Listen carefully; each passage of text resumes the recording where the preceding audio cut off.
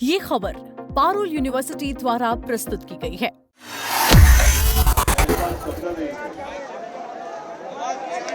और मैं भाषण देने के लिए नहीं आया हूँ, युवा शक्ति को नमन करने के लिए यहाँ आया हूँ। राजनीति में तो संघर्ष रोज का होता है, लेकिन कभी कभी ऐसे लगने लगता है कि हम किसके लिए लड़े। लेकिन आज मेरा हौसला बुलंद हो गया, क्योंकि एक चिंगारी अभिजीत को एक चिंगारी पेट्रोल दिया।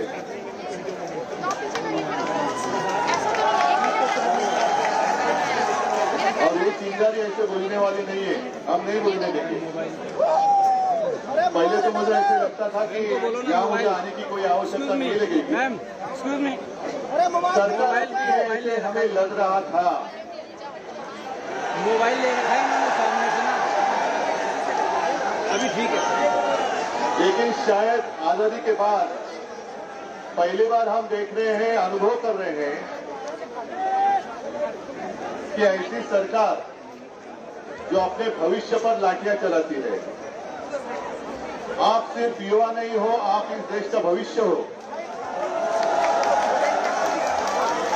और मैं धन्यवाद देना चाहता हूं उस महानुभव को जिसने ये चिंगारी, जो मुझे लग रहा था कि बुझ गई है, वो जलाई। कौन है महानुभव? सोनम सर बाद में आए। पहले जिसने पहले आपको कॉकरोच कहा। ये देश कोई कॉकरोच का देश नहीं है। ये देश कॉकरोच ने नहीं बनाया है। अगर उन दिनों में आजादी के पहले जो हमारे युवा थे, आप ही के उम्र के थे, जिसे हम अभिमान से क्रांतिकारी कहते हैं, जिन्होंने शहादत नहीं दी होती तो आज हमें आजादी देखने के लिए नहीं मिलती। कुछ लोग ऐसे भी थे जो अंग्रेज थे, वो उनको आतंकवादी मानते थे। और अब मुझे यही लगने लगा है कि जो भी आपको आतंकवादी मानता है कि या वो विदेश से आए हैं क्या। आतंकवादी कौन कहता है आपको पता है। और आप आज अनुभव कर रहे हैं कि इतनी बेरहमी से ये सरकार आपके साथ पेश आ रही है। कल जिस तरीके से उन्होंने आपको पीटा,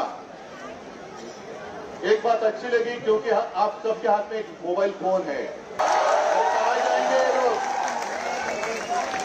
आज शायद कुर्सी पे बैठे हैं, लेकिन कुर्सी में कल आप में से कोई बैठने वाले, आप में से बहुत सारे लोग बैठने वाले, तब देख लेंगे। इनको शायद ये पता नहीं है कि आने वाला कल जाता है, लेकिन आने वाला कल मेरे सामने खड़ा है। तब हम देख लेंगे। और मैं सबको धन्यवाद देता हूँ। अभिजीत तुला खास करून धन्यवाद देतो कि तू पुढाकार घेतला। ये कोई आसान बात नहीं थी। अभिजीत तो अपनी शिक्षा में व्यस्त था, वहाँ यूएस में था, क्या जरूरत थी उसको यहाँ आने के लिए। लेकिन उसको देखा नहीं गया, कहा नहीं गया कि मेरे ही देश में मेरे साथियों के ऊपर अन्याय हो रहा है। कितने सारे बच्चों ने खुदकुशी की है। मुझे लगता है यहाँ उसकी फोटो लगाई है। वो एक गाना है ना, वो हमेशा याद रखो, जरा याद करो कुर्बानी। वो आजादी के लिए लड़े थे हमारे जवान, जो सरहद पर खड़े रहते। लेकिन ये मेरे देश में, आजाद देश में बच्चे पेपर लीक के कारण खुदकुशी कर रहे हैं, उसको याद रखना पड़ेगा। ठीक है, चुनाव के लिए 2-3 साल रहेंगे, होने तो मतलब अपने पास बहुत समय है। अब तो शुरुआत हुई है, अब हमारा जंग शुरू हुआ है। जब तक क्या मांगे हमारी मांग क्या है? सत्ता बदली करना होगा। सिर्फ एक स्थिति से नहीं चलेगा, पूरी सिस्टम बदली करनी होगी। अगर एक अकेले को हम निकाल देंगे तो चलने वाली नहीं है बात।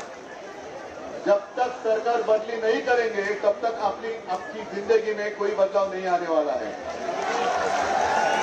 और मैं तो अभिजीत को पहले दिन से कहते आ रहा हूं कि दिल्ली में आप लोग हैं, डटे रहो। मेरी कोशिश ये है पूरे देश में इस आंदोलन की चिंगारी क्या बुझने नहीं चाहिए। और इसलिए हमने शुरुआत की है महाराष्ट्र में। महाराष्ट्र तो आपके साथ खड़ा है और मुझे अभिमान है एक महाराष्ट्र का युवक आपके साथ नेतृत्व कर रहा है। अभिजीत, आपके साथ कितने सारे युवा हैं, कौन कौन कुटुंब आले, सबके साथ मेरी कभी कभी बात होती रहती है। आदित्य के साथ जब बात होती है तो मैं भी बात करता हूं इनके साथ। मैं सबको शुभकामनाएं देने के लिए यहाँ आया हूं और हिम्मत देने के लिए जरूर आया हूं और आपसे हिम्मत लेने के लिए भी आया हूं। तो आप डरिए मत।